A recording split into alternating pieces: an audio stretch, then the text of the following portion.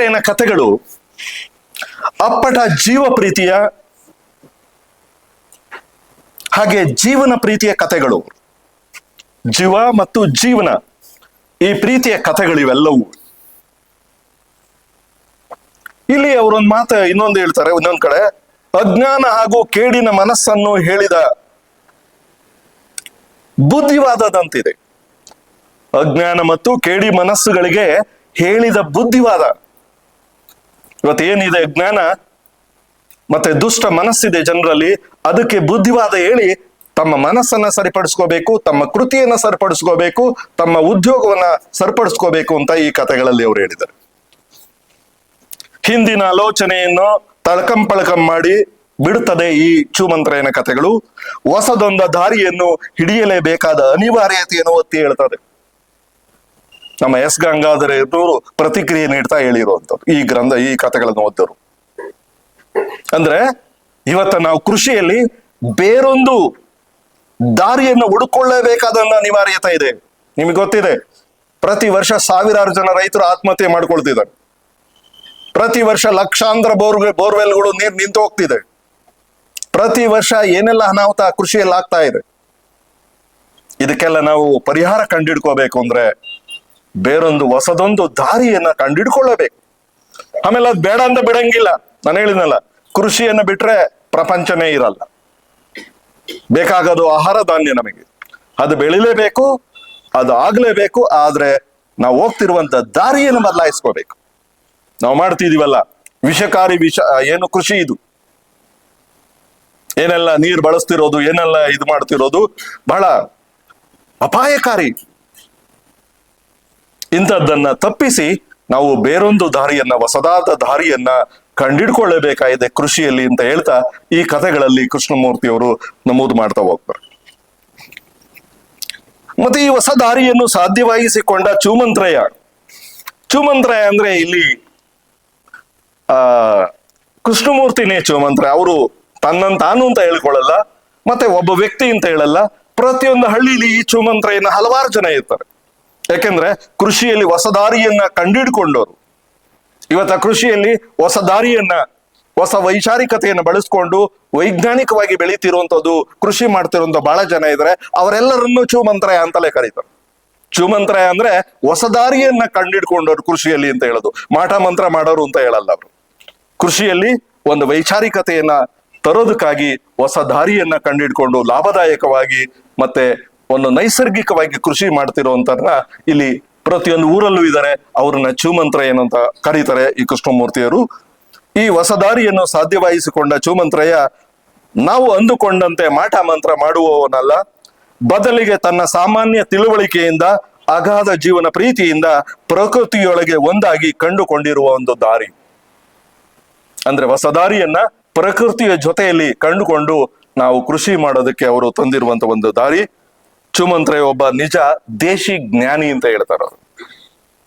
ಚುಮಂತ್ರಯನನ್ನು ಒಂದು ದೇಶಿ ಜ್ಞಾನಿ, ಅವನು ಇವತ್ತು ಇದು ಮಾಡ್ತಿದ್ದಾನೆ ಅಂತ ಹೇಳಿ ಈ ಗ್ರಂಥ, ಈ ಏನು ಕಥೆಗಳಲ್ಲಿ ನಾವು ನೋಡ್ಬೋದು, ಪ್ರತಿಕ್ರಿಯೆಗಳಲ್ಲಿ ಕಾಣ್ಬೋದು.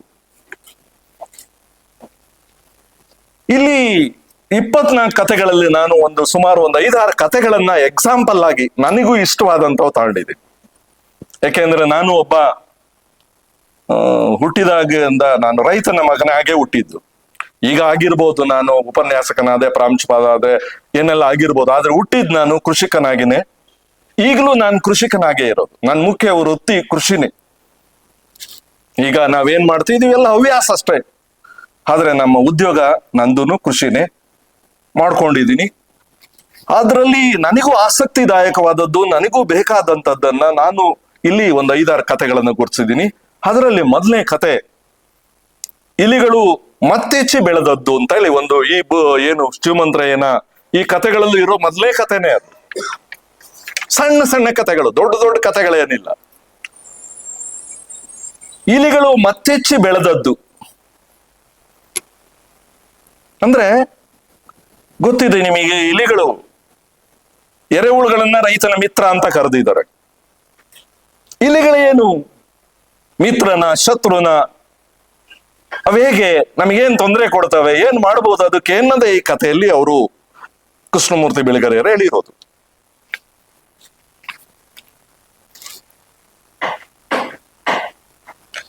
ಇವ್ರ ತೋಟದಲ್ಲಿ ಶಾಲೆ ಕಾಲೇಜುಗಳಲ್ಲಿ ಮಾತನಾಡದ ಹೋಗ್ತಿದ್ರು. ಅಂದ್ರೆ ಚೂಮಂತ್ರಯ್ಯನನ್ನು ತಮ್ಮ ತೋಟಗಳಲ್ಲಿ ಮರಗಳ ಜೊತೆಯಲ್ಲಿ ಮಾತಾಡ್ತಿದ್ರಂತೆ, ಪ್ರಾಣಿಗಳ ಜೊತೆಯಲ್ಲಿ ಅವ್ರು ಹೇಳ್ಕೊಂಡಿರೋದು. ಮಾತಾಡ್ತಿದ್ರು, ಅವ್ರನ್ನ ಊರಲ್ಲಿ ಹುಚ್ಚ ಅಂತ ಕರೀತಿದ್ರು. ಅವರು ಒಂದ್ ಕಡೆ ಹೇಳ್ತಾರೆ, ನಾನ್ ಡೋಂಟ್ ಕೇರ್ ಮಾಸ್ಟರ್ ಅಂತ ಹೇಳ್ತಾರೆ. ಜನ ಏನಂತಾರೆ ಏನು ಅನ್ನೋದಕ್ಕೆ ಅವ್ರೇನು ನನಗೇನು ಇಷ್ಟನೂ ಇಲ್ಲ, ಅದಕ್ಕೆ ಸಂಬಂಧನೂ ಇಲ್ಲ. ಅವ್ರೇ ಹೇಳ್ಕೊಂಡ್ರು ಕೃಷ್ಣಮೂರ್ತಿ, ಡೋಂಟ್ ಕೇರ್ ಮಾಸ್ಟರ್, ನನಗಿಂದ ಅನ್ಸಿದ್ದನ್ನ ನಾನು ಮಾಡೋಣ, ಫಾಲೋ ಮಾಡ್ಬೋದು ಬಿಡ್ಬೋದು, ನನ್ನ ತೋಟ ನಾನ್ ಮಾಡ್ತೀನಿ ಅಂತೆಲ್ಲ ಅವರು ತಮ್ಮ ತೋಟದಲ್ಲಿ ಮಾಡಿರುವಂತ ಪ್ರಯೋಗಗಳನ್ನ ಇಲ್ಲಿ ಹೇಳ್ತಾ ಹೋಗೋದು. ಮೊದಲನೇದು, ಇಲಿಗಳು ಮತ್ತೆಚ್ಚು ಬೆಳೆದಿದ್ದು ಅನ್ನೋದ್ರಲ್ಲಿ. ಮತ್ತೆ ಬಿತ್ತಿದ ಬೀಜ ಹುಟ್ಟುವ ಜಾಗದಲ್ಲಿ ಮಾತ್ರ ನನ್ನ ಮಾತು ಅಂತ ಹೇಳ್ತಾರ. ಮೊದಲೇ ಹೇಳಿದೆ ನಾನು, ಎಲ್ಲಿ ಬೀಜ ಹುಟ್ಟುತ್ತೋ ಅಂತ ಕಡೆ ನನ್ನ ಮಾತು ಇರ್ತದೆ, ಯಾರಿಗೂ ಹೇಳಲ್ಲ, ಯಾರ ಜೊತೆ ಮಾತು ಆಡಲ್ಲ ಅಂತ ಅವ್ರು ಹೇಳ್ತಾರೆ. ಮತ್ತೆ ಅವ್ರ ತೋಟದ ಪಕ್ಕದಲ್ಲಿ, ಅಂದ್ರೆ ಕೃಷ್ಣಮೂರ್ತಿಯವ್ರ ತೋಟ ಇದೆಯಲ್ಲ, ಅವ್ರ ತೋಟದ ಪಕ್ಕನೆ ಒಬ್ರು ತೋಟ ಇದೆ ಅಂತ. ಇವ್ರ ತಂದೆ ತಾಯಿ ಬಿಟ್ಟೋಗಿರೋ ತೋಟ, ಅದನ್ನ 30 ವರ್ಷದಿಂದ ಅಲ್ಲಿ ಮಾಡ್ಕೊಂಡು ಬರ್ತಿದ್ದಾರೆ. ಒಂದು ದಿವಸ 2 ದಿವಸದ್ದಲ್ಲ ಅವ್ರದ್ದು, ಕೃಷ್ಣಮೂರ್ತಿಯವ್ರದ್ದು, ಚೂಮಂತ್ರಯ್ಯ ಇದ್ದು 30 ವರ್ಷಗಳಿಂದ ಅವರ ತಂದೆ ತಾಯಿ ಆಸ್ತಿಯಲ್ಲಿ ಕೃಷಿ ಮಾಡ್ತಾ ಬಂದಿದ್ದಾರೆ. ಹಲವಾರು ಪ್ರಯೋಗಗಳನ್ನ ಮಾಡಿದ್ದಾರೆ. ಅದರಲ್ಲಿ ಅವ್ರ ತೋಟದ ಪಕ್ಕದ ತೋಟದಲ್ಲಿ ಒಬ್ಬ ಬಹಳ ಬಲು ಬುದ್ಧಿವಂತಯ್ಯ ಅಂತ ಅವನಿಗೆ ಹೆಸರು ಕೊಡ್ತಾರೆ ಇವರು. ಅವನು ಬೇರೆ ಹೆಸರು ಇರೋದು, ಅವ್ರಿಗೆ ಅವನು ಪಕ್ಕದ ತೋಟದವ್ರಿಗೆ ಬಲು ಬುದ್ಧಿವಂತಯ್ಯನ ತೋಟ ಅಂತ ಹೇಳಿ ಅವ್ರಿಗೆ ಹೆಸರು ಕೊಡ್ತಾರೆ. ಅವ್ರ ತೋಟದಲ್ಲಿ ಏನಾಗಿತ್ತು ಅಂದ್ರೆ, ಈ ಚೂಮಂತ್ರಯ್ಯನ ತೋಟದಲ್ಲಿ ಇಲಿಗಳೇ ಇರ್ಲಿಲ್ವಂತೆ. ಬಹಳ ಇದ್ರು ಕಡಿಮೆ, ಇವ್ರಿಗೇನು ತೊಂದರೆ ಕೊಟ್ಟಿರ್ಲಿಲ್ಲ. ಆದ್ರೆ ಬಲು ಬುದ್ಧಿವಂತಯ್ಯನ ತೋಟದಲ್ಲಿ ಹೆಂಗೆ ಅಂದ್ರೆ, ಇಲಿಗಳು ಗೊತ್ತಿದ್ದಿಲ್ಲ ನಾವು ಸಂತತಿ ಹೆಂಗೆ ಅಂದ್ರೆ, ಇವತ್ತು ತತ್ತಿದ್ರೆ ಇನ್ನೊಂದು ತಿಂಗಳೊತ್ತಿಗೆ 1000 ಆಗವಂತೆ, ವರ್ಷದೊತ್ತಿಗೆ ಲಕ್ಷಾಂತರ ಇಲಿಗಳಾಗ್ಬಿಡ್ತಿದ್ವಂತೆ ಯಾರು ಬಲು ಬುದ್ಧಿವಂತಯ್ಯನ ತೋಟದಲ್ಲಿ. ಮತ್ತೆ ಇಲಿಗಳು ಅಲ್ಲಿ ಏನ್ ಮಾಡ್ತಿದ್ವಂತೆ, ಅವನ್ ತೋಟ ಹೆಂಗೆ ಅಂದ್ರೆ ಬಲು ಬುದ್ಧಿವಂತಯ್ಯಂದು ಬರೀ ತೆಂಗಿನ ಮರ ಬಿಟ್ರೆ ಇನ್ನೇನು ಇರ್ಲಿಲ್ಲ. ಹಾಗಾಗಿ ಅವೇನ್ ಮಾಡ್ತಿದ್ದು, ಅವರ ತೋಟದಲ್ಲಿ ಈ ಹಳ್ಳಿ ಕಡೆ ಹೇಳ್ತಾರೆ ದೇವಸ್ಥಾನಕ್ಕೆ ಎಳನೀರ್ ಸೇವೆ ಅಂತ ಮಾಡ್ತಾರೆ, ಹಂಗ ಮಾಡ್ತಿದ್ವಂತೆ. 1000 ಇಲಿ ಇದ್ದು ಅಂದ್ರೆ ಗೊತ್ತಲ್ಲ ನಿಮಗೆ, ಒಂದೊಂದು ಇಲಿ ಒಂದೊಂದು ಎಳ್ನೀರ್ ತಿಂದು ಎಷ್ಟಾಗ್ಬಿಡುತ್ತೆ, ದಿವಸ ಒಂದೊಂದೊಂದು ಎಷ್ಟಾಗ್ಬಿಡ್ತು. ಆ ಇಲಿ ಬುರುಡೆಗಳು ಪ್ರತಿ ದಿವಸ 1000 ಬಿದ್ದಿರವಂತೆ. ಆ ಬಲ್ಬುದ್ದು ಅಂತ ಈಗ ಯೋಚನೆ ಆಗ್ಬಿಡ್ತು, ಏನ್ ಮಾಡೋದು, ನಾನೇನ್ ಗೊಬ್ಬರ ಹಾಕ್ತೀನಿ, ನೀರ್ ಕೊಡ್ತೀನಿ, ಎಷ್ಟ್ ಚೆನ್ನಾಗಿದಾವೆ, ಆದ್ರೆ ನನಗೆ ಕಾಯಿನೇ ಬಿಡ್ತಿಲ್ಲ ಇಲಿಗಳು ಅಂತ ಹೇಳ್ಬಿಟ್ಟು ಯಾರನ್ನ ನೋಡ್ದ, ಯೋಚನೆ ಮಾಡ್ದ. ಕೊನೆಗೆ ಅವನೇ ಬುದ್ಧಿವಂತ, ಬಲ್ಬುದ್ಧಿವಂತ ಅಂತೆಲ್ಲ ಹೆಸರು ಕೊಟ್ಟಿದ್ದಾನೆ. ಏನ್ ಮಾಡಿದಂತೆ, ಔಷಧಿ ಇಟ್ರು, ಪಾಷಾಣ ಅಂತ ಬರುತ್ತೆ ಇಲಿ ಔಷಧಿ ಇಟ್ರು. ಇಲಿಗಳಿಗೆ ಗೊತ್ತಾಗ್ಬಿಡ್ತಂತೆ, ಇಲಿಗಳು ಬುದ್ಧಿವಂತ, ಇವನ್ಗಿನ ಬುದ್ಧಿವಂತ ಅಂತ ಅವ್ರ ತೋಟದಲ್ಲಿ. ಅವೇನ್ ಮಾಡ್ದ, ನೋಡಿದ್ವಂತೆ, ಗೊತ್ತಾಯ್ತು ಇವನೇನೋ ಔಷಧಿ ಇಡ್ತೈತೇನೆ ಅಂತ. ಅವು ಇಲಿಗಳು ಇವನು ಔಷಧಿನೇ ಮುಟ್ಟಕ್ ಹೋಗ್ತಿಲ್ವಂತ. ಬೋಂಡದಲ್ಲಿ ಇಡೋರು, ಇನ್ನೇನೋ ಕೊಬ್ಬರಿಲಿ ಇಡೋರು, ಇನ್ಯಾವ್ದೋ ಸ್ವೀಟ್ ಅಲ್ಲಿ ಏನೆಲ್ಲ ಇಡೋರು ಅಂತೆ. ಅವು ಇಲಿಗಳಿಗೆ ಗೊತ್ತಾಗ್ಬಿಡುತ್ತಂತೆ, ಒಂದು ತಿಂತಿಲ್ಲ, ಅವು ಸಾಯ್ತಿಲ್ಲ, ಎಳ್ನೀರ್ ಕುಡಿಯೋದ್ ಬಿಡ್ಲಿಲ್ಲ, ದಿವಸ 1000 ಎಳ್ನೀರ್ ಬಿದ್ದು ಹೋಗವಂತೆ. ಕೊನೆಗೆ ಅವ್ನಿಗೆ ಯೋಚನೆ ಆಯ್ತಂತ, ಏನ್ ಮಾಡೋದು, ಏನೆಲ್ಲ ಪ್ರಯತ್ನ ಮಾಡಿ, ಯಾರ ಕೇಳಿದಂತೆ, ಏನೆಲ್ಲ ಮಾಡಿದಂತೆ. ಕೊನೆಗೆ ಬುದ್ಧಿ ಉಪಯೋಗಿಸಿನಂತ ಇವನೇ, ಇಲ್ಲ ಒಂದ್ ಕೆಲಸ ಮಾಡೋಣ, ಔಷಧಿ ಇಡೋದೇ ಬೇಡ, ಹಂಗೆ ಬೋಂಡ ಇಡೋದು, ಇನ್ನೇನು ಇಡೋದು, ಅವನ್ನ ಚೆನ್ನಾಗಿ ಇಲಿನ ಕನ್ವರ್ಟ್ ಮಾಡ್ಬಿಟ್ರು ಮನಸ್ಸನ್ನ. ಔಷಧಿ ಇಡೋದ್ ಬದ್ಲಕ್ಕೆ ಬರೀ ಬೋಂಡ ಮತ್ ಇನ್ನೇನು ಆಹಾರ ಧಾನ್ಯ ಹಾಕೋದು, ಅವನ್ ತಿನ್ನಂಗೆ, ಅವ್ರ ಜೊತೆ ಬೆರೆಯಂಗೆ, ಅವ್ರ ವಿಶ್ವಾಸ ಕಾರಣಂಗೆ ಮಾಡಿದಂತೆ. ಮಾಡ್ಬಿಟ್ಟು ಒಂದು ದಿವಸ ಇದ್ಕಿದಂಗೆ ಔಷಧಿ ಇಟ್ಬಿಟ್ಟು ಎಲ್ಲಾ ಸಾಯ್ಸಕ್ ಪ್ರಯತ್ನ ಪಟ್ಟ. ಪಾಪ ಅದು ಆಗೂ ಬಿಡ್ತಂತೆ. ಪಾಪ ಇಲಿಗಳು ಮೈ ಮರೆತ್ಬಿಟ್ಟು ಕುಣಿದಾಡ್ತಿದ್ದವು, ಚಿನ್ನಾಟ ಆಡ್ತಿದ್ದವು, ಇವನ್ ಹಾಕ್ತಿದ್ದ ಆಹಾರ ತಿಂತಿದ್ದವು. ಅವ್ನ್ ನಂಬಿಕೆ ಬಿಟ್ಟು ಕೊನೆಗೆ ಏನ್ ಮಾಡ್ದ, ಔಷಧಿ ಹಾಕಿಟ್ಬಿಟ್ಟ. ಕೊನೆಗೆ ಒಂದೇ ದಿವಸ 1000 ಸತ್ತೋಗ್ಬಿಟ್ಟು. ಕೊನೆಗೆ ಖುಷಿ ಆಗ್ಬಿಡ್ತಂತ ಇವನ್ ಬಲಬದ್ದು ಅಂತ. ಹೌದಾ, ನನ್ ಸಮಸ್ಯೆ ಬಗೆಹರಿತು, ನನ್ ತೋಟದ ಎಲ್ಲಿರ್ತೀನಿ ಅಂತ ನಿಂತು ಹೋಗುತ್ತೆ ಅಂತ ಏನೆಲ್ಲ ಖುಷಿ ಆದ. ಕೊನೆಗೆ ಏನಾಯ್ತು, ಇಲಿಗಳು ಪೂರ್ಣ ಸತ್ತೋಗ್ಲಿಲ್ಲ, ಕೆಲವು ಭಾಗ ಸತ್ತೋಗಿತ್ತು. ಇನ್ನೊಂದೇನಾಗ್ಬಿಡ್ತು, ಇಲಿ ಸತ್ತೋದ್ಮೇಲೆ ಅವ್ರ ಬಂಧುಗಳು, ಅವ್ರ ನೆಂಟ್ರಿಷ್ಟು ಎಲ್ಲ ಇಲಿಗಳು ಬೇರೆ ಬೇರೆ ಊರಿಂದ ಎಲ್ಲ ಬರಕ್ ಶುರು ಆಗ್ಬಿಟ್ವಂತೆ. ಈಗ ಗೊತ್ತಲ್ಲ ನಮ್ಮ ಮನುಷ್ಯರು ಹೆಂಗೆ ಅಂದ್ರೆ, ಯಾರ ಸತ್ತೋಗಿದ್ರೆ ಅಂದ್ರೆ ನೆಂಟ್ರಿಷ್ಟೆಲ್ಲ ಸೇರಿತೀವಲ್ಲ, ಹಂಗೆ ಬಿಳಿ ಕೃಷ್ಣಮೂರ್ತಿಯವರು ಹೇಳಿರೋದು, ಇಲಿಗಳು ಸಹ ಅವ್ರ ಬಂಧುಗಳೆಲ್ಲ ಬಂದ್ಬಿಟ್ವಂತೆ. ಯಾವ್ದಾವ್ದೋ ಊರು ಪಕ್ಕ ತೋಟದಲ್ಲಿ ಇದ್ದವು ಎಲ್ಲ ಇದಾವೆ, ಇಲಿ ಸತ್ತಿದವಂತೆ ಅಂತ ಎಲ್ಲ ಬರಕ್ ಹತ್ಬಿಟ್ವಂತೆ.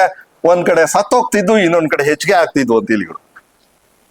ಇವನೆಷ್ಟು ಔಷಧಿ ಇಡ್ಲಿ, ಒಂದ್ ಕಡೆ ಸತ್ರೆ 200 ಇಲಿಗಳು ಬರೋವಂತ ಇವ್ರ ತೋಟಕ್ಕೆ.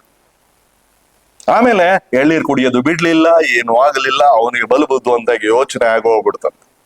ಕೃಷ್ಣಮೂರ್ತಿ ತೋಟಕ್ಕೂ ಇವ್ರಿಗೂ ಹತ್ತಿರದಲ್ಲೇ ಅಂತೆ. ಅವ್ರ ತೋಟದಲ್ಲಿ ಒಂದೂ ಇಲಿಲ್ಲ, ಅವ್ರ ತೋಟ ಒಳ್ಳೆ ಫಸಲು, ಕೊನೆ ಮೇಲೆ ಕೊನೆ ಇದಾವಂತೆ ತೋಟದಲ್ಲಿ, ಮರದಲ್ಲಿ.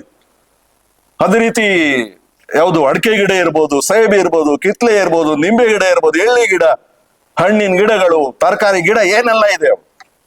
ಸೊನ್ನೆ ಬೇಸಾಯ ಪದ್ಧತಿ ಅವ್ರದ್ದು. ಶೂನ್ಯ ಬೇಸಾಯ ಅನ್ನೋದಕ್ಕಿಂತ ಅವರು ಸೊನ್ನೆ ಬೇಸಾಯ ಪದ್ಧತಿ ಅಂತ ಕೈ ಹೇಳ್ಕೊಂಡಾರ ಅವರು. ಅವ್ರ ತೋಟದಲ್ಲಿ ಸೊನ್ನೆ ಕಲ್ಟಿವೇಶನ್ ಇಲ್ಲ, ಶೂನ್ಯ ಬೇಸಾಯ.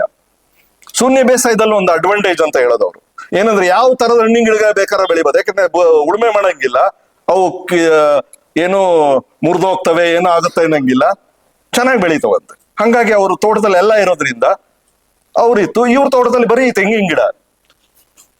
ಹಾಗಾಗ್ಬಿಟ್ಟು ಇವನು ಬಲಬುದ್ವ ಇಂತ ತೋಟದಲ್ಲಿ ಏನೇ ಪ್ರಯತ್ನ ಪಟ್ರು, ಏನ್ ಔಷಧಿ ಇಟ್ರು, ಕೊನೆಗೆ ಆಗ್ಲೇ ಇಲ್ಲ ಕಂಟ್ರೋಲ್ ಮಾಡಕ್. ಇಲಿಗಳು ಬೇರೆ ಬೇರೆ ಊರಿಂದ ಇಲಿಗಳೆಲ್ಲ ಬರಕ್ ಶುರು ಅದು. ಹೆಚ್ಚುತ್ತಾ ನೂರಿದ್ದವು 1000 ಲಕ್ಷಾಂತರ ಆಗಕ್ ಶುರು ಆಗ್ಬಿಡ್ತು. ಕೊನೆಗೆ ವಿಧಿ ಇಲ್ದಲೆ ಇವರು ಚೂಮಂತ್ರ ಇಂತ ಹೋದ್ರಂತವ್ರು.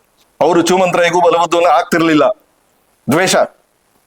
ಕೊನೆಗೆ ವಿಧಿ ಇಲ್ದಲೆ ಸೋತು ಬಲಬುದ್ವಂತಯ್ಯ ಚೂಮಂತ್ರ ಇನ್ ತೋಟಕ್ಕೆ ಹೋಗಿ ಕೈ ಮುಗಿದು ಅಡ್ಬಿದ್ದು, ಇಲ್ಲಪ್ಪ ನಾನ್ ಸೋತ್ಬಿಟ್ಟೆ, ನಿನ್ ತೋಟದಲ್ಲಿ ಎಲ್ಲಾ ಒಳ್ಳೇದು, ಗೊನೆ ಮೇಲೆ ಗೊನೆ ಇದಾವೆ, ಎಲ್ಲಾ ತರದ ಬೆಳೆ ಬರ್ತಿದೆ, ನಿಮ್ಮ ತೋಟಕ್ಕೆ ಏನು ಇಲಿ ಬತ್ತಿಲ್ಲ, ಏನೋ ಮಾಟ ಮಾಡಿದ್ಯಾ, ಮಂತ್ರ ಮಾಡಿದ್ಯಾ, ನನಗೂ ಹೇಳ್ಕೊಡ್ಬೇಕಲ್ಲ ನೀನು ಅಂತ ಹೋದ್ರಂತ. ಕೊನೆಗೆ ಚೂಮಂತ್ರ ಏನು ಆಯ್ತು, ಬಂದಿದ್ದನ್ ಬಿಡು, ಹೋಗ್ಲಿ, ಸೋತಿದ್ದಾನೆ, ಏನೋ ಆಗಿದೆ ಅಂತ ಕಳಿ ರಾಜ್ಯ ಆಗಿ ಕೊನೆಗೆ ಹೇಳಿದಂತ, ಏನು ಮಂತ್ರ ಇಲ್ಲ, ಮೋಡಿ ಇಲ್ಲ, ಯಾವ ಯಂತ್ರನೂ ಕಟ್ಟಬೇಕಾಗಿಲ್ಲ, ಏನು ಬೇಡಪ್ಪ, ಇಲಿಗಳಿಗೆ ಏನ್ ಬೇಕಪ್ಪ, ಆಹಾರ ಬೇಕು. ಈಗ ಇಲಿಗಳಿಗೆ ಕುಡಿಯೋಕ್ ನೀರ್ ಬೇಕು, ಮುಖ್ಯವಾಗಿ ಅವ್ ನೀರ್ ಬೇಕಂತ. ನೀನ್ ತೆಂಗಿನ ಗಿಡಕ್ಕೆ ಹೋಗಿ ಮರಕ್ಕತ್ತಿ ಎಳ್ನೀರ್ ಕಿತ್ಕೊಂಡು ತಿಂದು ಕೊರೆದು ಕುಡಿಯೋದ್ ಬದ್ಲು ನೀನ್ ಕೆಳಗೆ ಇಟ್ಬಿಡು. ಮೊದ್ಲೇನಾಗಿತ್ತು ಅಂದ್ರೆ, ತೋಟದ ಸುತ್ತಮುತ್ತ ಹಳ್ಳಗಳಿದ್ದು, ಕೆರೆ ಕಟ್ಟೆಗಳಿದ್ದು, ಗುಂಡಿ ಗೊಟ್ಟಲೆಲ್ಲ ನೀರ್ ಇರ್ತಿತ್ತು, ನೀರ್ ಕುಡಿಯವು ಮರಕ್ಕತ್ತಿರ್ಲಿಲ್ಲ. ನಿನ್ ತೋಟದಲ್ಲಿ ಕಟ್ಟೆನೂ ಇಲ್ಲ, ಕೆರೆನೂ ಇಲ್ಲ, ಗುಂಟೆನೂ ಇಲ್ಲ, ಏನೂ ಇಲ್ಲ, ನೀರ್ ಕುಡಿಯಕ್ಕಿಲ್ಲ ಅಂದ್ಮೇಲೆ ನೀರು ಕುಡಿಯಕ್ಕೆ ಮೇಲಕ್ಕೆ ಹೋಗ್ತವೆ. ಅದಕ್ಕೋಸ್ಕರ ನಿನ್ ತೋಟದಲ್ಲಿ ಕೆಳಗಡೆ ಅಲ್ಲೆಲ್ಲ ಏನ್ ಮಾಡ್ಬೇಕು, ಇಲಿಗಳಿಗೆ ಕುಡಿಯೋಕ್ ನೀರಿಡು, ಮತ್ ಆಹಾರಕ್ಕೆ ಏನಾರ ಮಾಡುವುದು. ಆಹಾರಕ್ಕೇನು ಹಣ್ಣು ಹಂಪಲು ಬೆಳೆದ್ರೆ ಆಯ್ತು. ಗಿಡಗಳನ್ನ ಹಣ್ಣು ಹಂಪಲು ಅವು ಎಲ್ಲಾ ತಿನ್ನಲ್ಲ. ಯಾವ್ದೋ ಒಂದ್ ಹಣ್ಣು ತಿಂದ, ಸಿಬಿ ಹಣ್ಣು ಒಂದ್ ಮರ ಇದ್ರು 4 ತಿಂದೋತು, ಇಲಿ ಏನು ಎಲ್ಲವೂ ತಿನ್ಬಿಡ್ತದ. ನಿನಗೂ ಸಿಗ್ತದ. ಅದಕ್ಕೂ ಹಣ್ಣು ಹಂಪಲು ಗಿಡ, ಬರೀ ತೆಂಗಿನ ಗಿಡ ಬೆಳ್ಕೊಂಡು ಇದಾಗಿದೆ. ಅದು ಮಾಡೋದ್ರಿಂದ ನಮ್ಮ ರೈತ ಸಮಸ್ಯೆ ಆಗ್ತಿರೋದು. ಬಹುಬೆಳೆ ಪದ್ಧತಿ ಮಾಡಿ ಅಂತ ಹೇಳೋದಕ್ಕೆ ಈ ಕತೆ ಬರೆದಿರೋದು. ನಿಮ್ ತೋಟದಲ್ಲಿ ತೆಂಗಿನ ಗಿಡನೂ ಇರ್ಲಿ, ಅಡಿಕೆ ಗಿಡ ಇರ್ಲಿ, ಸಿಬಿ ಗಿಡ ಇರ್ಲಿ, ನಿಂಬೆ ಗಿಡ ಇರ್ಲಿ, ಎಳ್ಳಿ ಗಿಡ ಇರ್ಲಿ, ಮಾವಿನ ಗಿಡ ಇರ್ಲಿ, ಹಲಸಿನ ಗಿಡ, ಈ ತರದ ಎಲ್ಲವನ್ನು ಬೆಳೆದಾಗ ಪ್ರಾಣಿ ಪಕ್ಷಿಗಳು ಕೆಲವು ತಿಂತವೆ, ನಿನಗೂ ಬಿಡ್ತವೆ. ಯಾವುದು ಬಾಳೆ ಗಿಡ, ಇವೆಲ್ಲವನ್ನೂ ತಿನ್ಕೊಡು. ಅದಕ್ಕೂ ವಿಶೇಷವಾಗಿ ಇನ್ನುವೇ ಇಲಿಗಳಿಗೆ ಬೇಕಾಗಿರೋ ಆಹಾರ ಗೆಣಸಂತೆ. ನಿನ್ನ ತೋಟದಲ್ಲಿ ನೆಲದಲ್ಲಿ ಸುಮ್ಮನೆ ಅಲ್ಲಲ್ಲೇ ಬಳ್ಳಿ ಹಾಕ್ಬಿಟ್ರೆ ಸಾಕಂದ್ರೆ ಗೆಣಸು ಹಬ್ಬಿಡುತ್ತೆ. ಅದಕ್ಕೇನು ಏನು ಬೇಕಾಗಿಲ್ಲ, ನೀರು ಒಂಚೂರು ಸಿಕ್ಕಿರ್ತಾಕು, ಯಾವ ಗೊಬ್ಬರನೂ ಬೇಕಾಗಿಲ್ಲ. ಗೆಣಸನ್ನ ಜಾಸ್ತಿ ತಿಂತವಂತ ಇಲಿಗಳು. ನೀನ್ ಅದ್ ಮಾಡು ಅಂದ್ರಂತೆ. ಪಾಪ ಹೋಗಿ ಅವನು ಬಲಬುದ್ವಂತ ಕೊನೆಗೆ ಸೋತ ಔಷಧಿ ಇಟ್ಟಿದೆಲ್ಲ ಆಗದಲೆ ಕೊನೆಗೆ ಇದು ಮಾಡಿದಾಗ ಪೂರ್ತಿ ಕಂಟ್ರೋಲ್ ಆಗ್ಬಿಡ್ತಂತ. ಅವನ್ ತೋಟ ಕೃಷ್ಣಮೂರ್ತಿ ತೋಟದ ತರನೇ ವಿಜೃಂಭಣೆಯಿಂದ ಗೊನೆ ಮೇಲೆ ಗೊನೆ ಎಲ್ಲಾ ತರ ಹಣ್ಣು ಹಂಪಲೆಲ್ಲ ಬೆಳೆಯಕ್ ಶುರುವಾಯ್ತು, ಆದಾಯ ಬಂತಂತ. ಅಂದರೆ ಅವರು ಮೊದಲನೇ ಕಥೆಯಲ್ಲಿ ಹೇಳಿರೋದು ಇಲಿಗಳು ಮತ್ತೆಚ್ಚಿ ಬೆಳೆದಿದ್ದು. ಈ ಕಥೆಯಲ್ಲಿ ನಾವು ರೈತರು ಈ ತರ ಬಹುಬೆಳೆ ಪದ್ಧತಿ ಬೆಳ್ಕೊಂಡು ನಾವು ತಿನ್ನೋದು ಅಷ್ಟೇ ಅಲ್ಲ, ಪ್ರಾಣಿ ಪಕ್ಷಿಗಳು ಇಲಿಗಳು ಇರ್ಬೋದು, ಅಳಿಲಿ ಅವಕ್ಕೂ ಆಹಾರ ಆಗ್ಬೇಕು. ನೀರು ಆಹಾರವನ್ನ ಅವಕ್ಕೂ ಸ್ವಲ್ಪ ಕೊಟ್ಟಿದ್ದೆ ಆದ್ರೆ ನಮಗ್ ತೊಂದರೆ ಕೊಡಲ್ಲ, ನಮ್ಮ ಸ್ನೇಹಿತರೇ ಆಗ್ತಾರೆ ಅಂತ ಹೇಳ್ತಾ ಒಂದನೇ ಕಥೆಯಲ್ಲಿ ಹೇಳ್ತಾ ಹೋಗ್ತಾರೆ.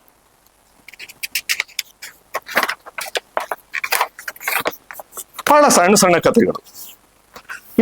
ಇನ್ನೊಂದು ಕಥೆ ನಾನು ಆಯ್ಕೆ ಮಾಡ್ಕೊಂಡಿದ್ದು,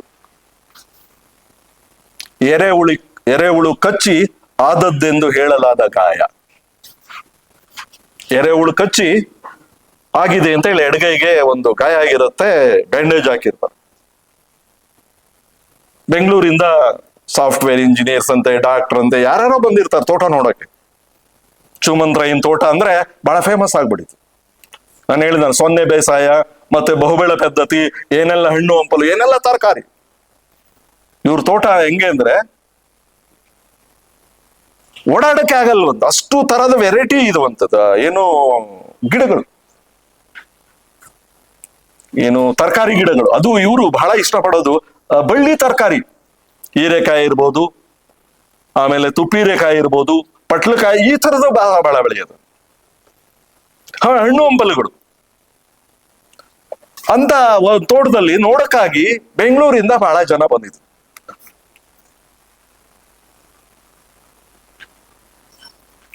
ಈ ಚುಮಂತ್ರಯ್ಯ ಹೆಂಗೆ ಅಂದ್ರೆ ತನ್ನಂತಾನು ಎಂದೂ ಹೊಗಳ್ಕೊಳ್ತಿರ್ಲಿಲ್ಲ, ಬೇರೆಯವ್ರನ್ನ ಹೊಗಳಕ್ಕೂ ಬಿಡ್ತಿರ್ಲಿಲ್ಲ ಮತ್ತು ತೆಗಳಕ್ಕೂ ಬಿಡ್ತಿರ್ಲಿಲ್ವಂತ.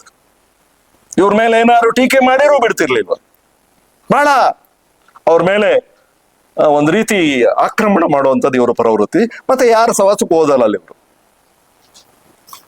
ಇವ್ರ ತೋಟದಲ್ಲಿ ಏನಾಗುತ್ತೆ ಹೇಳಿದ್ನಲ್ಲ, ಸೊನ್ನೆ ಬೇಸಾಯ ಪದ್ಧತಿ. ಮಳೆ ಬಂತು ಅಂದ್ರೆ ಮಳೆಗಾಲದಲ್ಲಿ ಆ ಮಳೆಗೆ ಮೊದ್ಲೇ ಹಸಿರು, ಇನ್ನೂ ಚೆನ್ನಾಗಿ ಹಸಿರು ಬೆಳೀತದೆ, ಎಲ್ಲ ಗಿಡ ಮರಗಳು ಚಿಗುರ್ತವೆ, ಚೆನ್ನಾಗಿ ಫಲವತ್ತವಾಗಿದೆ. ಅಂತ ಕಡೆ ಒಳ್ಳೆ ಹಸಿರು ವಾತಾವರಣ. ಇದು ನೋಡಕ್ಕಾಗಿ ಬೆಂಗಳೂರಿನ ಕೃಷಿ ಋಷಿ ಸಂಘ ಅಂತ ಕಟ್ಕೊಂಡಿದ್ರೆ ಅದರ 36 ಜನ ಇವ್ರ ತೋಟಕ್ಕೆ ಬರ್ತಾರೆ. ಕೃಷಿ ಋಷಿ ಅಂತ ಹೇಳಿ ಆ ಒಂದು ಸಂಘಟನೆ ಬೆಂಗಳೂರವರು. ಅವ್ರು ಯಾಕೆ ಬರ್ತಾರೆ ಅಂದ್ರೆ ಅಲ್ಲಿ ಒಂದು ಕಾರ್ಯಕ್ರಮ ನಡೀತದೆ ಅವರ ಸಂಘದಲ್ಲಿ. ಒಂದ್ಸರಿ ಡಾಕ್ಟರ್ ಹೆಗ್ಡೆ ಅವ್ರನ್ನ ಕರೆಸಿ ಒಂದು ಆಹಾರದ ಬಗ್ಗೆ ಏನೋ ಸೆಮಿನಾರ್ ಇತ್ತಂತೆ. ಅವ್ರು ಹೇಳಿರಂತೆ ಹೆಗ್ಡೆ ಅವರು, ಏನ್ ನಗರದಲ್ಲಿ ನೀವೇನ್ ತಿಂತೀರಾ, ವಿಷ ತಿಂತಿದ್ರ ಅಷ್ಟೇ. ವಿಷದ ಆಹಾರ, ವಿಷದ ನೀರು, ವಿಷದ ಗಾಳಿ, ಈಗ ನಾವು ತಿಂತಿರೋದೆಲ್ಲ ಗೊತ್ತಲ್ಲ. ಹಂಗೆ ಬೆಂಗಳೂರಲ್ಲ ಅವ್ರು ಭಾಷಣದಲ್ಲಿ ಹೇಳಿರು ಹೆಗ್ಡೆ ಅವರು.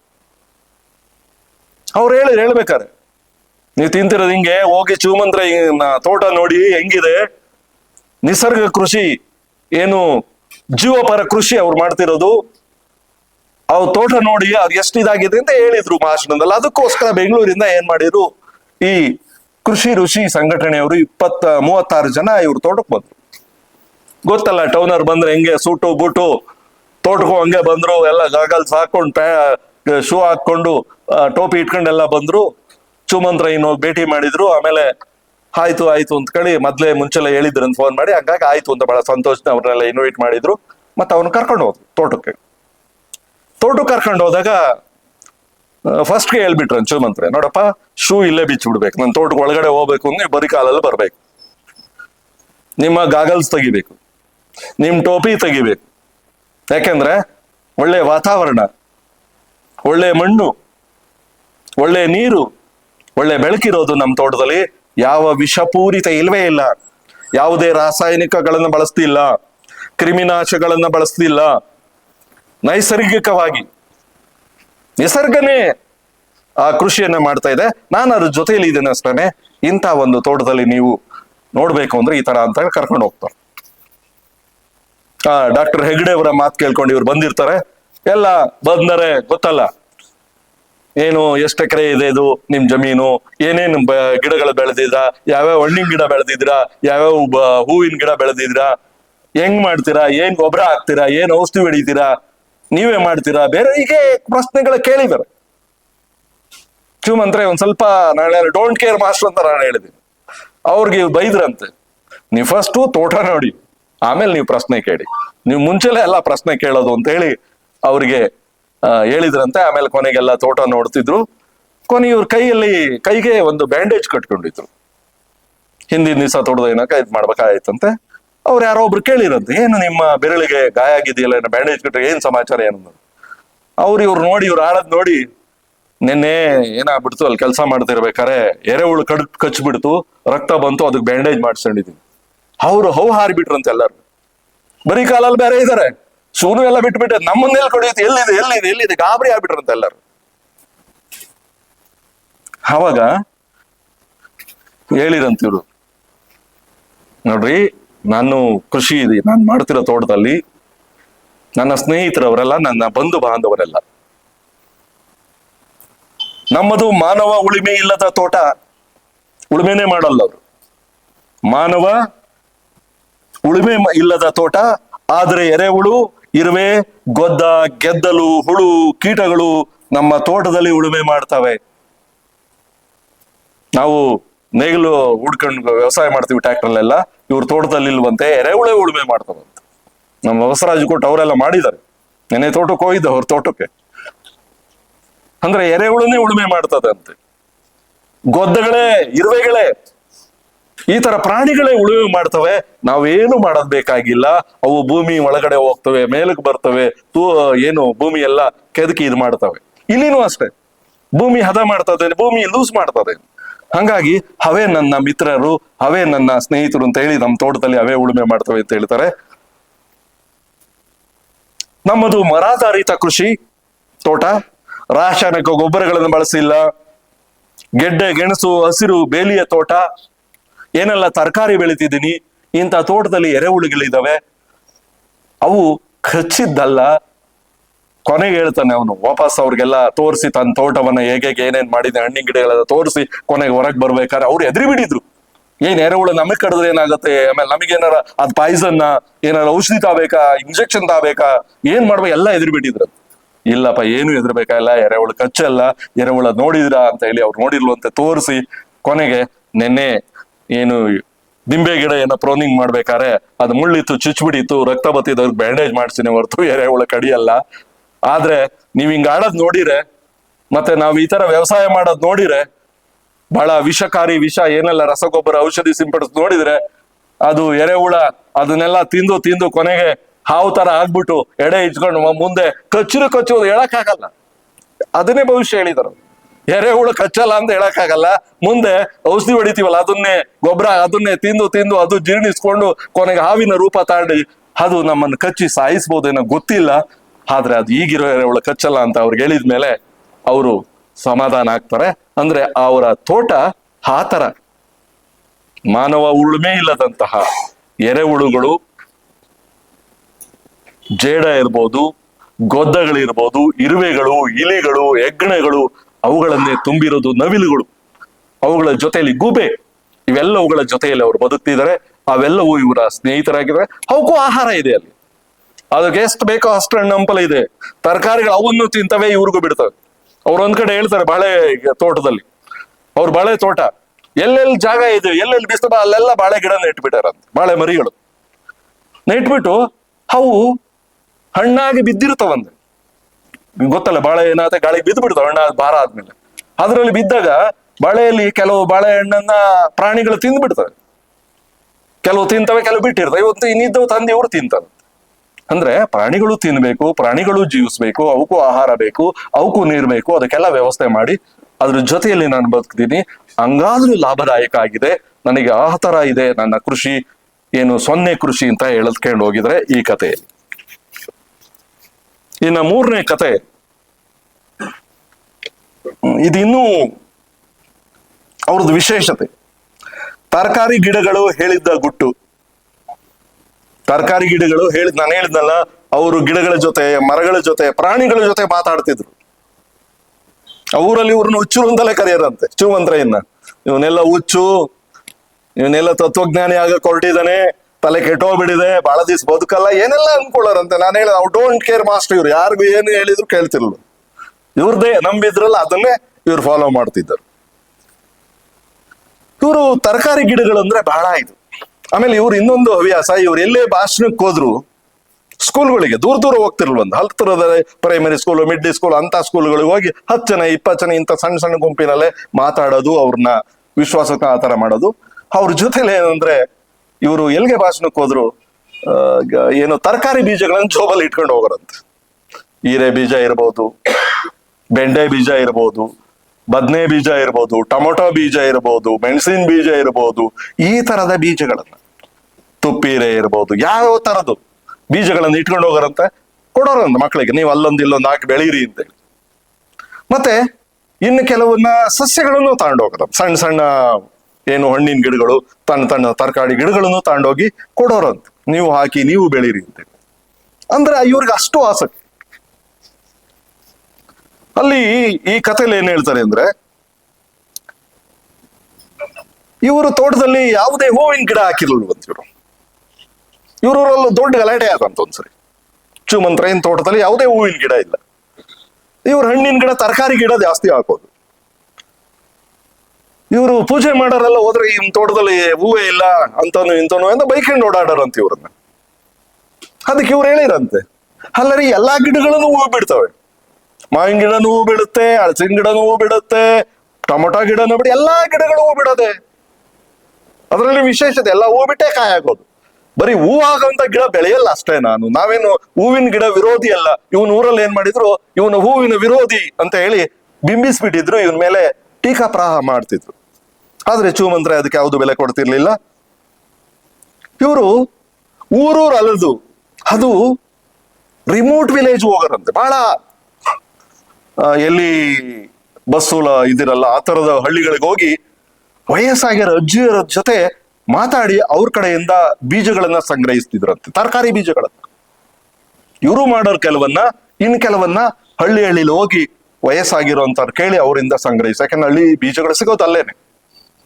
ಕೆಲವು ರೈತರು ಬಡ ಕುಟುಂಬದಲ್ಲಿರೋರು ವಯಸ್ಸಾದವರು ಹೀರೆಕಾಯಿ ಬೀಜ ಇರ್ಬೋದು, ಯಾವುದು ಬೆಂಡೆಕಾಯಿ ಬೀಜ ಇರ್ಬೋದು, ಕುಂಬಳಕಾಯಿ ಬೀಜ ಇರ್ಬೋದು, ಈ ತರದೆಲ್ಲ ಇಟ್ಕೊಂಡಿರ್ತಾರೆ, ಸಂಗ್ರಹ ಮಾಡಿರ್ತಾರೆ.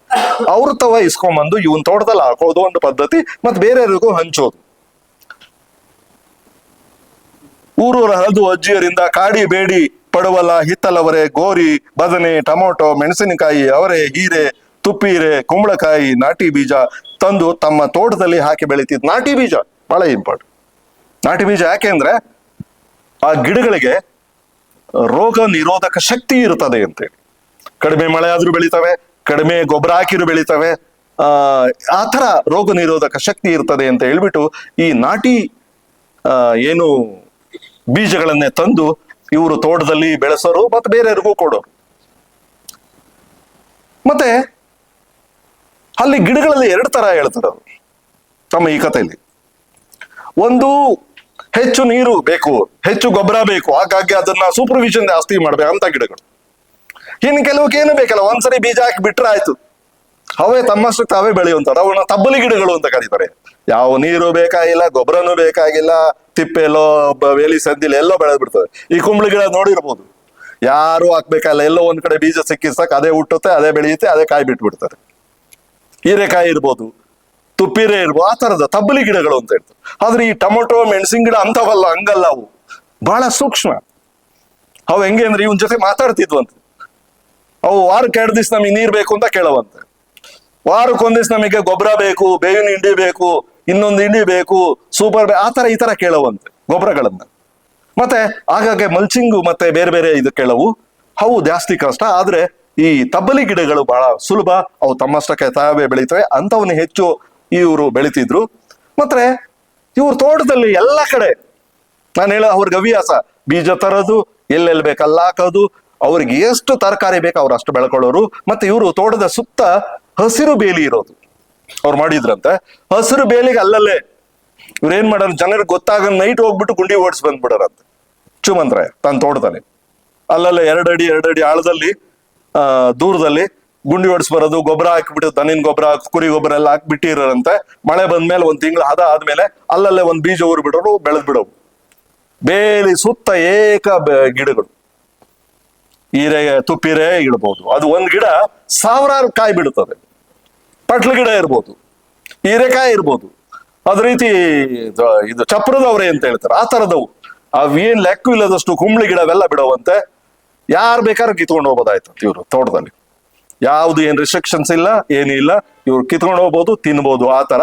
ಮತ್ತೆ ಇವನು ಅಲ್ಲಿ ಒಳ್ಳೆ ಸದೃಢವಾಗಿ ಬೆಳೆದಂತ ತರಕಾರಿಗಳನ್ನ ಚೆನ್ನಾಗಿ ಬೆಳೆಸಿ ಅವುಗಳನ್ನ ಇದು ಮಾಡಿ ಅವುಗಳ ಬೀಜನು ಮಾಡಿ ಬೀಜನು ಬೇರೆಯವರಿಗೆ ಕೊಡುವಂಥದ್ದು ಇದೆಲ್ಲ ವ್ಯವಸ್ಥೆ ಇತ್ತು. ಅದು ತರಕಾರಿ ಮೇಲಿದ್ದಂತ ಇವರಿಗೆ ಪ್ರೀತಿ ಮತ್ತು ಆಸಕ್ತಿ ಅಂತ ಹೇಳ್ತಾರೆ ತನ್ನ ಕಥೆಗಳಲ್ಲಿ. ಟೈಮ್ ಆಗ್ಬಿಡ್ತು ಅನ್ಸುತ್ತೆ, ಇನ್ನೊಂದು ಕಥೆ ಮುಗಿಸ್ಬಿಡ್ತೀನಿ.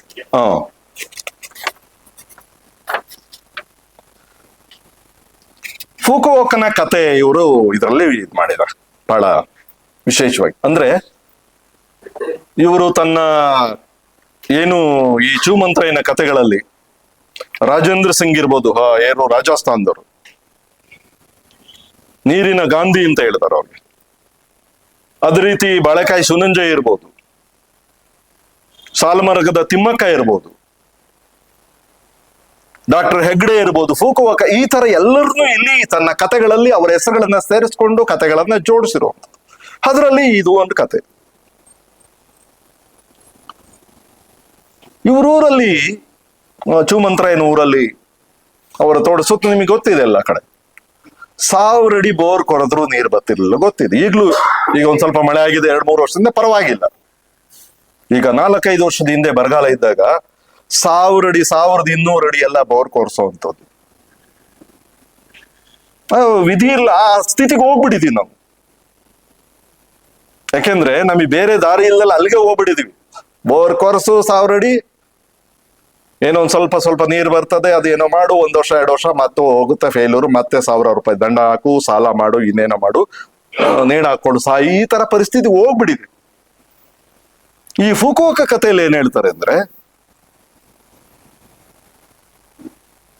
1000 ಅಡಿ ಬೋರ್ವೆಲ್ ಬತ್ತುತ್ತಿರುವಾಗ ಬಾವಿಗೆ ಎಲ್ಲಿ ಜೀವ ಇರೋ ಸಾಧ್ಯತೆ ಅಂತ. ಅಂದ್ರೆ ಇವ್ರ ತೋಟದಲ್ಲಿ ಒಂದು ಬಾವಿ ಇತ್ತಂತೆ, ಸುಮಾರು 45 ಅಡಿ. ಗೊತ್ತಲ್ಲ, ಬಾವಿಲಿ ನೀರಿನಲ್ಲಿ 1000 ಅಡಿ ಬೋರ್ವೆಲ್ಗೂ ನೀರಿಲ್ಲ ಅಂದ್ಮೇಲೆ ಇವರು ತೋಟದ ಬಾವಿಲಿ ನೀರು ಬತ್ತಿ ಹೋಗ್ಬಿಟ್ಟಿತ್ತು. ಆ ಬಾವಿನೇ ಒಂದ್ ರೀತಿ ಚೂಮಂತ್ರಯ್ಯ ಧ್ಯಾನ ಕೇಂದ್ರ ಮಾಡ್ಕೊಂಡಿದ್ರು. ಒಂದ್ ಏಣಿ ಹಾಕಿ ಇಳಿಯೋದು, ಒಂದು ವಿಚಿತ್ರ ಮನುಷ್ಯ. ಅವ್ರು ಅಲ್ಲಿ ಇಳಿಯೋದು, ಕತೆ ಓದೋದು, ಏನೆಲ್ಲ ಅವ್ರು ಮಾಡ್ಕೊಂಡಿದ್ರು. ಅವರು ಅಲ್ಲಿ ಈ ಫುಕುವೋಕನ ಕತೆ ಓದ್ತಾರೆ, ಅದನ್ನು ಬರ್ಕೊಂಡಾರು. ನಿಮ್ಗೆ ಗೊತ್ತಿದೆ ಎಲ್ಲರಿಗೂ, ಅವರು ಜಪಾನ್ನಲ್ಲಿ ಏನು ಭೂಕಂಪಗಳಾಗಿ ಏನೆಲ್ಲ ಆಗಿರೋದು ಗೊತ್ತಿದೆ. ಆದ್ರೂ ಅದೆಲ್ಲ ಏನೋ ಅಭಿವೃದ್ಧಿ ಆಗಿರೋದು ಗೊತ್ತಿದೆ. ಕೃಷಿಯಲ್ಲಿ ವೈಜ್ಞಾನಿಕತೆ ತಂದಿರೋದು, ಏನೆಲ್ಲ ಬದಲಾವಣೆ ತಂದಿರೋದು ಇತ್ತು. ಈ ಫುಕುವೋಕ ಅವನು ಇದ್ದಾಗ ಅಲ್ಲಿ ಜಪಾನ್ನಲ್ಲಿ ಏನು ಭೂಮಿಗೆ ಅತಿಯಾಗಿ ರಾಸಾಯನಿಕ ಗೊಬ್ಬರಗಳನ್ನ ಬಳಸಿದ್ದು, ಏನೆಲ್ಲ ಕ್ರಿಮಿನಾಶಕಗಳನ್ನ ಬಳಸಿದ್ದು, ಕೊನೆಗೆ ಭೂಮಿ ಏನೆಲ್ಲ ಆದದ್ದು ಅದೆಲ್ಲ ನೋಡ್ತಾ ಇದ್ರಂತಿರು. ಅದಕ್ಕೆ ಏನ್ ಮಾಡಿದ್ರು ಇವರು, ಈ ವಿಷಕಾರಿ ಕೃಷಿ ಬೇಡ, ಇದರಿಂದ ಅಪಾಯ, ಇದು ಶಾಶ್ವತ ಅಲ್ಲ, ಯಾರಿಗೂ ಒಳ್ಳೇದಾಗಲ್ಲ ಅಂದ್ಬಿಟ್ಟು, ನನಗೂ ಒಳ್ಳೇದಲ್ಲ, ಅದು ತಿಂದವ್ರಿಗೂ. ಯಾಕೆಂದ್ರೆ ಆತರ ಔಷಧಿ ಗೊಬ್ಬರಗಳನ್ನಾಕಿ ಬೆಳೆದಂತ ಬೆಳೆನುವೆ ತಿನ್ನೋದಕ್ಕೆ ಯೋಗ್ಯ ಅಲ್ಲ, ವಿಷ ಕೊಡ್ಬೇಕಾಗತ್ತೆ ಅಂದ್ಬಿಟ್ಟು ಯೋಚನೆ ಮಾಡಿ ಕೊನೆಗೆ ಅದು ಬೇಡ ಅಂದ್ಬಿಟ್ಟು, ಕೊನೆಗೆ ನೈಸರ್ಗಿಕ ಬೇಸಾಯ ಮಾಡಬೇಕು, ಸಹಜ ಬೇಸಾಯ ಮಾಡಬೇಕು ಅಂತ ಹೇಳಿ ಇವರು ಫುಕುವೋಕ ತನ್ನ ತಂದೆಯಿಂದ ಆನುವಂಶಿಕವಾಗಿ ಬಂದಂತ ತೋಟದಲ್ಲಿ ಒಂದು ನೈಸರ್ಗಿಕ ಬೇಸಾಯನ ಮಾಡ್ತಾ ಹೋಗ್ತಾರೆ. ಅವರು ಹೇಳ್ತಾರೆ ವಿಜ್ಞಾನ ಅಂದ್ರೆ ಏನು, ಅಲ್ಲಿ ಹೇಳ್ತಾ ಹೋಗ್ತಾರೆ ಈ ಕಥೆಯಲ್ಲಿ. ಅಜ್ಞಾನವಲ್ಲದೆ ವಿಜ್ಞಾನ ಅಂದ್ರೆ ಎಲ್ಲ ಬಗ್ಗೆ ತಿಳ್ಕೊಂಡ್ರದೆ ವಿಜ್ಞಾನ ಅಂತ ಹೇಳ್ತಾ ಹೋಗ್ತಾರೆ. ಇಂದು ಮುಂದು, ಹಿಂದೆ, ಇವತ್ತ ಮತ್ತೆ ಮುಂದು ಯಾರು ಕಣ್ಣು ಬಿಟ್ಟು ನೋಡುತ್ತಾರೋ ಅವರೇ ವಿಜ್ಞಾನಿಗಳು ಅಂತ ಕರೀತಾರೆ. ಹಿಂದಿನ ಬಗ್ಗೆ, ಇವತ್ತಿನ ಬಗ್ಗೆ, ಮುಂದಿನ ಬಗ್ಗೆ ಯಾರು ಕಣ್ಣು ಬಿಟ್ಟು ಯೋಚನೆ ಮಾಡ್ತಾರೋ, ನೋಡ್ತಾರೋ ಅವರೇ ವಿಜ್ಞಾನಿಗಳು ಅಂತ ಹೇಳ್ತಾರೆ. ಜಪಾನು ಆಧುನಿಕ ಬೇಸಾಯ ಮಾಡುತ್ತಿತ್ತು, ಅದನ್ನ ಫುಕುವೋಕ ಉಗ್ರ ಬೇಸಾಯ ಎಂದು ಕರೆದಿದ್ರು. ಆಧುನಿಕ ಬೇಸಾಯವನ್ನ ಉಗ್ರ ಬೇಸಾಯ, ಉಳುಮೆ ಮಾಡೋದು ಸಿಕ್ಕಾಬಟ್ಟೆ ನಮ್ಮ ರೈತರು ಮಾಡ್ತಾರೆ. 5 ಸಾಲ ಹೊಡಿಸ್ದೆ ತೋಟಕ್ಕೆ, 6 ಸಾಲ ಹೊಡೆದೆ, 10 ಸಾಲ ಹೊಡೆದೆ, ಏನು ಒಂಥರ ಅದೇ ಒಂದು ಹೆಗ್ಗಳಿಕೆ. ಮಣ್ಣು ನೋಡಿಸ್ದೆ, ಅದು ಮಾಡಿದೆ, ಆ ಗೊಬ್ಬರ ಹಾಕ್ತೆ, ಈ ಗೊಬ್ಬರ ಹೇಳೋದು, ಅದು ಉಗ್ರ ಬೇಸಾಯ ಅಂತ ಹೇಳಿದ್ವಿ ಫುಕುವೋಕ. ಉಗ್ರ ಅಂದ್ರೆ ಅದು ತಪ್ಪು ಅಂತ ಹೇಳೋದಕ್ಕೆ. ಮಿತಿ ಮೀರಿದ ರಾಸಾಯನಿಕಗಳು, ಕೀಟನಾಶಕಗಳು, ಅತಿ ನೀರಿನ ಬಳಕೆ, ಇವೆಲ್ಲವೂ ಅಲ್ಲಿ ಜಪಾನ್ನಲ್ಲಿ ಆಗ್ತಿತ್ತು. ಏನೆಲ್ಲ ದುಂದು ವೆಚ್ಚ ಆಗ್ತಿತ್ತು, ಏನೆಲ್ಲ ಆಗ್ತಿದ್ದನ್ನ ನೋಡ್ತಿದ್ವಿ. ಅದು ವಿಷ ಕೃಷಿ ಆಗಿತ್ತು. ಅದಕ್ಕೆ ಫುಕುವೋಕ ಇವ್ರೇನ್ ಮಾಡ್ತಾರೆ, ಸಹಜ ಕೃಷಿ ಆರಂಭಿಸಿದ್ರು ತನ್ನ ತಂದೆಯಿಂದ ಬಳುವಳಿಯಾಗಿ ಬಂದ ತೋಟದಲ್ಲಿ. ಅವರು ತನ್ನ ತಂದೆಯಿಂದ ಬಳುವಳಿಯಾಗಿ ಬಂದಂತಹ ತೋಟದಲ್ಲಿ ವ್ಯವಸಾಯ ಮಾಡಕ್ ಮುಂಚೆ ಏನ್ ಮಾಡಿರಂತೆ, ಇಡೀ ಜಪಾನ್ ಅನ್ನ 3-4 ಸುತ್ತ ಹೊಡೋದು. ಎಲ್ಲೆಲ್ಲಿ ರೈತರು ಏನೇನ್ ಮಾಡ್ತಿದ್ದಾರೆ, ಯಾವ ಬೆಳೆ ಬೆಳೀತಿದ್ದಾರೆ, ಹೇಗೆ ಬೆಳೀತಾರೆ. ಈಗ ನಾವು ಮನೆ ಕಟ್ಬೇಕಾದ್ರೆ ಹೇಗೆ ಬೇರೆ ಬೇರೆ ಮನೆಗಳು ನೋಡ್ತೀವೋ ಹಾಗೆ ಈ ಫುಕುವೋಕ ಅವರು ವ್ಯವಸಾಯವನ್ನ ಮಾಡ್ಬೇಕಂದ್ರೆ, ಸಹಜ ಬೇಸಾಯ ಮಾಡ್ಬೇಕಂದ್ರೆ ಎಲ್ಲಾ ಕಡೆ ಜಪಾನ್ ಕಡೆ ನೋಡ್ಕೊಂಡ್ ಉಗ್ರ ಬೇಸಾಯವನ್ನು ನೋಡಿ ಗಾಬರಿ ಆಗ್ಬಿಡ್ತೀವಿ. ಕೊನೆಗೆ 120 ವರ್ಷದ ಕುರೊಸಾವ ಅಕಿರಜ್ಜಿನರು ಇವ್ರಿಗೊಂದು ಸಲಹೆ ಕೊಡ್ತಾರೆ. ನೋಡಪ್ಪ, ನೀನು ಚಿಟ್ಟೆಗಳು, ದುಂಬಿಗಳು, ಜೇನುನೊಣ, ಹಕ್ಕಿ ಪಕ್ಷಿಗಳು, ಗೆದ್ದಲು, ಎರೆಹುಳು, ಜೇಡ ಇತ್ಯಾದಿ ಕಾಪಾಡಿಕೊಂಡು ಅವುಗಳ ಜೊತೆಯಲ್ಲಿ ಕೃಷಿ ಮಾಡು, ನೀನು ಯಶಸ್ವಿ ಆಗ್ತೀಯ ಅಂತ ಹೇಳಿದ್ರಂತ. ಆಗ ಅವನಿಗೆ ಅದನ್ನೇ ಮಾಡ್ಬೇಕು ಅಂತ ಅನ್ಕೊಂಡು ಇವರು ಕೃಷಿಯನ್ನ ಶುರು ಮಾಡ್ತಾರೆ ತನ್ನ ತಂದೆಯಿಂದ ಬಳುವಳಿಯಾಗಿ ಬಂದ ಜಮೀನಲ್ಲಿ. ಇವರು ಅದಕ್ಕೆ ಮುಖ್ಯವಾಗಿ ಸಹಜ ಬೇಸಾಯಕ್ಕೆ 4 ಮಂತ್ರಗಳನ್ನ ತಂತ್ರಗಳನ್ನ ಅನುಸರಿಸ್ತಾರೆ. ಒಂದು, ಉಗ್ರ ಉಳುಮೆ ಬೇಡ ಅಂತ, ಅತಿಯಾಗಿ ಉಳುಮೆ ಮಾಡೋದು ಬೇಡ, ಅವಶ್ಯಕತೆ ಇದ್ರೆ ಮಾತ್ರ ಉಳುಮೆ ಮಾಡೋಣ, ಇಲ್ಲದೆ ಬೇಡವೇ ಬೇಡ ಅಂತ. ಉಗ್ರ ಉಳುಮೆ ಬೇಡ ಅಂತ ಒಂದನೇದು. ಎರಡನೇದು, ರಾಸಾಯನಿಕ ಕೀಟನಾಶಕ ಕಳೆನಾಶಕ ಬೇಡವೇ ಬೇಡ ಅನ್ನೋದು. ಮೂರನೇದು, ಮಲ್ಚಿಂಗ್ ಹೊದಿಕೆಯನ್ನ ಹಾಕ್ಬೇಕು ಅನ್ನೋದು. 4ನೇದು, ಕೃಷಿ ಉಳಿಕೆಯನ್ನ ಸುಡಬಾರದು. ಇವು 4 ಮಂತ್ರಗಳನ್ನು ಅನುಸರಿಸೋದ್ರ ಮೂಲಕ ಕೃಷಿ ಮಾಡಿದ್ರೆ ಅನುಕೂಲ ಆಗ್ತದೆ ಅಂತ ಹೇಳಿ ಅವರು ತನ್ನಂತಾನೆ ಜಪಾನಿನ ಎಲ್ಲ ಕಡೆ ಓಡಾಡಿ ಕಂಡುಕೊಂಡಂತ ಸತ್ಯವನ್ನ ತನ್ನ ತೋಟದಲ್ಲಿ ಮಾಡ್ತಾರೆ. ಕೊನೆಗದು ಪ್ರಪಂಚದಾದ್ಯಂತ ಪ್ರಸಿದ್ಧಿಯನ್ನು ಪಡೀತದೆ. ಫುಕುವೋಕನ ತೋಟ ವೈವಿಧ್ಯಮಯವಾದ ತೋಟ. ವೈವಿಧ್ಯ ತರದ ಹಣ್ಣು ಗಿಡಗಳು, ಮರಗಳು, ಪಕ್ಷಿ, ಪ್ರಾಣಿಗಳನ್ನೆಲ್ಲ ಬೆಳೀತಾರೆ. ಅದರಲ್ಲಿ ಬೆಳೀತಾನೆ, ಅದು ಎಲ್ಲರಿಗೂ ಉಪಯೋಗ ಅಂತದೆ. ಇಡೀ ಪ್ರಪಂಚನೇ ಅದನ್ನ ಹೊಗಳುತ್ತದೆ, ಅನುಸರಿಸ್ತದೆ, ಏನೆಲ್ಲ ಮಾಡ್ತದೆ. ಮತ್ತೆ ಕೃಷಿ ಮಾನವರು ಮಾಡುವುದಲ್ಲವೇ ಅಲ್ಲ, ಅದು ಪ್ರಕೃತಿಯೇ ಮಾಡ್ತದೆ ಅಂತ. ನಾವೇನು ಮಾಡ್ಬೇಕಾಗಿಲ್ಲ, ಒಂದು ಕೃಷಿಯನ್ನ ನಾವು ನೋಡ್ತಾ ಹೋಗ್ಬೇಕಷ್ಟೆ. ನಾವು ಅದ್ರ ಮೇಲೆ ದಾಳಿ ಮಾಡಬಾರ್ದು ಅಷ್ಟೇ. ಎಲ್ಲೆಲ್ಲಿ ಬೀಜ ಹಾಕ್ಬೇಕಲ್ಲ ಹಾಕ್ಬೇಕಷ್ಟೇ, ಎಲ್ಲೆಲ್ಲಿ ಗಿಡ ನೆಡ್ಬೇಕಷ್ಟೇ. ಅವು ತೊಂದರೆ ಕೊಡಿದ್ರೆ ಅವೇ ಬೆಳೀತವೆ ಅಂತ ಹೇಳೋದು. ಪ್ರಾಣಿ ಪಕ್ಷಿಗಳೇ ಕೃಷಿ ಮಾಡ್ತವೆ, ಫಸಲನ್ನು ಕೊಡ್ತವೆ, ಏನೆಲ್ಲ ಗೊಬ್ಬರ ಕೊಡ್ತವೆ, ಅವೇ ಮಾಡ್ತವೆ. ನಾವು ಅದು ಮಾಡ್ತಾ ಹೋಗ್ಬೇಕು. ಹಾಗಾದಾಗ ನಮಗೆ ಇದಾಗ್ತದೆ ಅಂತ ಹೇಳಿ, ಅನುಕೂಲ ಆಗ್ತದೆ ಅಂತ ಹೇಳಿ ಈ ಹೊಕ ಇದರಲ್ಲಿ ಅವನು ಈ ಚೂಮಂತ್ರಯ್ಯ ತನ್ನ ಕಥೆಯಲ್ಲಿ ಹೇಳ್ತಾ ಹೋಗಿರೋಂಥದ್ದು. ಅಂದ್ರೆ ಅದು ಪ್ರಪಂಚದಿಂದ ಪ್ರಸಿದ್ಧಿಯನ್ನು ಪಡೆದಿರೋದು. ಚೂಮಂತ್ರಯ್ಯನು ತನ್ನ ತೋಟವನ್ನ ಅದೇ ರೀತಿ ಬೆಳೆಸಿ ಅವರ ಪ್ರೇರೇಪಣೆಯಿಂದ ಬೆಳೆಸಿದರೆ. ಆಮೇಲೆ ಇನ್ನೊಂದ್ ಕಡೆ ಜೇನುಹುಳದ ಕಥೆಯಲ್ಲಿ ಹೇಳ್ತಾರ ಅವರು. ಏನು ಕಾಡಿಗೆ ಬೆಂಕಿ ಬಿದ್ದಾಗ ಯುರೋಪಲ್ಲೆಲ್ಲ ಲಕ್ಷಾಂತರ ಜೇನುಹುಳುಗಳು ಸತ್ತೋಗ್ಬಿಡ್ತವೆ. ತಮ್ಮ ಮರಿ ಮೊಟ್ಟೆ ಎಲ್ಲ ಹಾಳಾಗೋಗ್ಬಿಡ್ತವೆ. ಲಕ್ಷಾಂತರ ಎಕರೆ ಕಾಡು ಸುಟ್ಟೋಗ್ಬಿಡ್ತದೆ. ಅವಾಗ ಅಳಿದುಳಿದಂತ ಜೇನುಹುಳುಗಳು ಜಪಾನಿಗೆ ಬಂದು ಇವರ ತೋಟದಲ್ಲಿ ಸೇರಿಕೊಳ್ತವೆ, ಫುಕುವೋಕನ ತೋಟದಲ್ಲಿ. ಅವಾಗ ಹೇಳ್ತಾನಂತೀವ, ನೋಡಪ್ಪ, ನನ್ನ ತೋಟನೂ ಶಾಶ್ವತ ಅಲ್ಲ, ನಂದು ಟೆಂಪರವರಿ. ನೀವು ಬಂದಿದ್ದೀರಾ, ಅತಿಥಿಗಳಾಗಿರಿ, ನಿಮಗೆ ಆಹಾರ ಬೇಕಾ, ತಕ್ಷಣಕ್ಕೆ ಏನ್ ಬೇಕಾ ನಾನು ಕೊಡ್ತೀನಿ, ಬದುಕಿ. ಆದ್ರೆ ನನ್ನ ತೋಟನೂ ಗ್ಯಾರಂಟಿ ಇಲ್ಲ.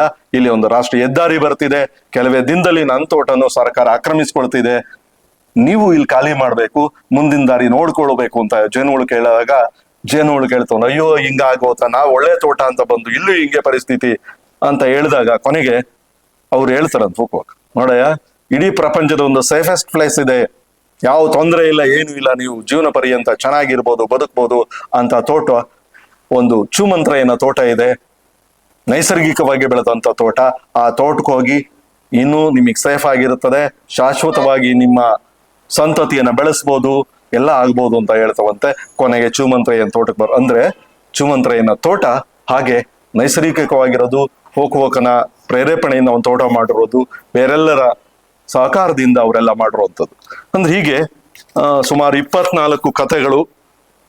ಚೂಮಂತ್ರಯ್ಯನ ಗೂಬೆ ಸಾಕಿದ್ದಾರೆಂಬ ಸಬೂಬಿ ಇರ್ಬೋದು, ಪುಕಾರ್ ಇರ್ಬೋದು, ರಾಜೇಂದ್ರ ಸಿಂಗರ ಕನಸಿನಲ್ಲಿ ಹೇಳಿದ ನೆಲದ ರಕ್ತದ ಕತೆ. ರಾಜೇಂದ್ರ ಸಿಂಗ್ ಹೇಳೋದು, ಇವ್ರ ಕಥೆಯಲ್ಲಿ ಹೇಳೋದು, ಭೂಮಿಯಲ್ಲಿ ಬೋರ್ವೆಲ್ ಇಂದ ನೀರು ಬರೋದು ಭೂಮಿಯ ರಕ್ತ, ಅದು ನೀರಲ್ಲ. ನಿಜವಾದ ನೀರು ಅಂದ್ರೆ ಭೂಮಿ ಮೇಲೆ ಇರುವಂತಹ ಕೆರೆ, ಕಟ್ಟೆ, ಬಾವಿ, ಹಳ್ಳ, ಕೊಳ್ಳ, ನದಿ, ಸರೋವರ ನೀರೇ ನಿಜವಾದ ನೀರು. ಅವುಗಳ ನಾವು ಕುಡಿಬಹುದು, ಅವುಗಳನ್ನು ಬಳಸಬೇಕು, ಅವುಗಳನ್ನ ಬಳಸಿ ಕೃಷಿ ಮಾಡಿರೋದು ಯೋಗ್ಯ ಆಗ್ತದೆ, ಅನುಕೂಲ ಆಗ್ತದೆ ಹೊರತು ಬೋರ್ವೆಲ್ ನೀರಿದೆಯಲ್ಲ ಅದು ಭೂಮಿಯ ರಕ್ತ, ಅದು ಭೂಮಿ ಒಳಗಡೆ ಇರಬೇಕು. ಆ ಭೂಮಿ ಒಳಗಡೆ ರಕ್ತದಿಂದ ನಾವು ಕುಡಿಯಕ್ಕೂ ಯೋಗ್ಯ ಅಲ್ಲ, ಅದು ವ್ಯವಸಾಯಕ್ಕೂ ಯೋಗ್ಯ ಅಲ್ಲ. ನಾವು ಅದರಿಂದ ಅನಾಹುತನೇ ಹೊರತು ಇವತ್ತೇನೆಲ್ಲ ರೋಗ ರುಜಿನಗಳು ಗೊತ್ತಿದೆ. ಭೂಮಿ ಒಳಗಡೆ 1000 ಅಡಿಯಿಂದ ತೆಗೆದ ನೀರಲ್ಲಿ ಫ್ಲೋರೈಡ್ ಇರುತ್ತೆ, ಇನ್ನೇನೇ ಇರುತ್ತೆ, ಅಲ್ಲೆಲ್ಲ ಕರಗಿ ಹೋಗ್ತವೆ, ಮೂಳೆನೇ ಕರಗಿ ಹೋಗ್ತವೆ. ಆದ್ರಿಂದ ಅದು ಒಳ್ಳೇದಲ್ಲ ಅಂತ ಹೇಳಿ ಅವರು ರಾಜೇಂದ್ರ ಸಿಂಗ್ ಅವರೆಲ್ಲ ಹೇಳ್ತಾರೆ. ಅಲ್ಲೆಲ್ಲ ಕೆರೆಗಳು ಬತ್ತೋಗಿರೋ ಕೆರೆಗಳು ತಂದಿರೋದು, ಹೀಗೆ ಏನೆಲ್ಲ ಈ ತನ್ನ ಕಥೆಗಳಲ್ಲಿ ಹೇಳ್ತಾ ಹೋಗಿದ್ದಾರೆ. ಸಮಯದ ಅಭಾವ ಇರೋದ್ರಿಂದ ನಾನು ಒಂದು 5-6 ಕಥೆಗಳನ್ನು ಮಾತ್ರ ನಿಮಗೆ ಪರಿಚಯಿಸ್ಕೊಳ್ಳೋ ಪ್ರಯತ್ನ ಪಟ್ಟಿದ್ದೀನಿ. ಅಂದ್ರೆ ಟೋಟಲ್ ಇಷ್ಟನೇ. ಇವರ ಕೃಷ್ಣಮೂರ್ತಿ ಬೆಳಗೆರೆ ಅವ್ರದ್ದು ಮಣ್ಣು ಆಧಾರಿತ ಕಥೆಗಳು, ಜೀವನ ಆಧಾರಿತ ಕಥೆಗಳು,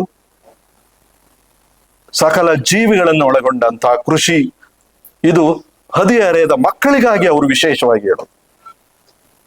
ಅಂದ್ರೆ ಮಕ್ಕಳಿಗೆ ಕೃಷಿ ಜ್ಞಾನವನ್ನು ಕೊಟ್ರೆ 100 ವರ್ಷದ ಫಸಲನ್ನ ಬೆಳೆದಂತಾಗ್ತದೆ. ಈ ಚಿನಿಗಾದಿಲ್ಲ ಆ ತರ ನಾವು ಅವರಿಗೆ ಹಿರಿಯರಾದವರು ನಾವು ಮಕ್ಕಳಿಗೆ ಆ ಜ್ಞಾನ ಕೊಡಬೇಕು, ಅವರಲ್ಲಿ ಕೃಷಿ ಬಗ್ಗೆ ಆಸಕ್ತಿಯನ್ನು ಬೆಳೆಸಬೇಕು ಅಂತ ಹೇಳ್ತಾ ಹೋಗ್ತಾರೆ.